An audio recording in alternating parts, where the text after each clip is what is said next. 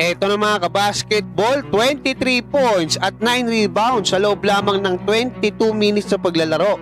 Pag-usapan natin itong naging performance nitong ating pambatong si Kai Sotto dito nga sa naging laban ng Yokohama B Corsairs kontra nga dito sa Sun and Neo Phoenix, yung number 1 doon sa kanilang division. At first five kapwa dito, yung dalawang Pinoy na si Kai Sotto at si Terdy Ravena para naman sa Sun and Neo Phoenix. Napakaganda ng naging panumula nitong ating pampatong si Kai Sotto mga kabasketball. Nakapitong puntos kaagad siya. Isang easy 2 points. Tapos free throw na ipasok niya yung isa.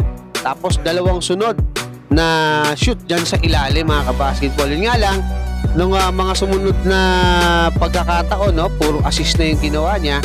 At yun nga, pinagpahinga siya kasi nakapag-commit siya ng isang foul. At syempre, feeling ko pinaglalaro rin talaga itong si Josh Cat dahil alam naman natin na wala na silang chance ang makapasok dito nga sa playoffs. At nagtapos nga itong first quarter ng lamang ng 3 itong Sun and Neo Phoenix. Second quarter mga kabasketball, nakashoot pa rin itong ating pambatong si Kai Sotto. 9 points na sa kanya, at pagka napansin yung depensa sa kanya, talagang hinahawakan na siya ng kalaban kasi siya talaga yung umi-score Buti na lang mga kabasketball dito sa second quarter, pumutok na yung mga 3 points nitong Yokohama B Corsairs kasi medyo nalamangan sila doon sa pagtatapos ng first quarter. Nagtapos naman yung second quarter 42-38, lamang ng 4 itong Sun and Neo Phoenix. At dito nga mga kabasketball, grabe itong naging performance nitong ating pambatong si Kai Sotto dito sa second half. Umabot siya sa 23 points diyan nga sa pagtatapos at meron siyang 9 na rebounds sa loob lang ng 22 minutes sa paglalaro. Pero tinalo sila mga kabasketball kasi napakatindi nitong mga players ng Sun and Neo Phoenix.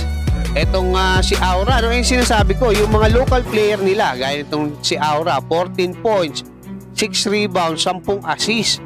O ito namang si Mayten, 19 points, 7 rebounds, 2 steals. Etong si Clark, 16 points, 10 rebounds, 8 assists.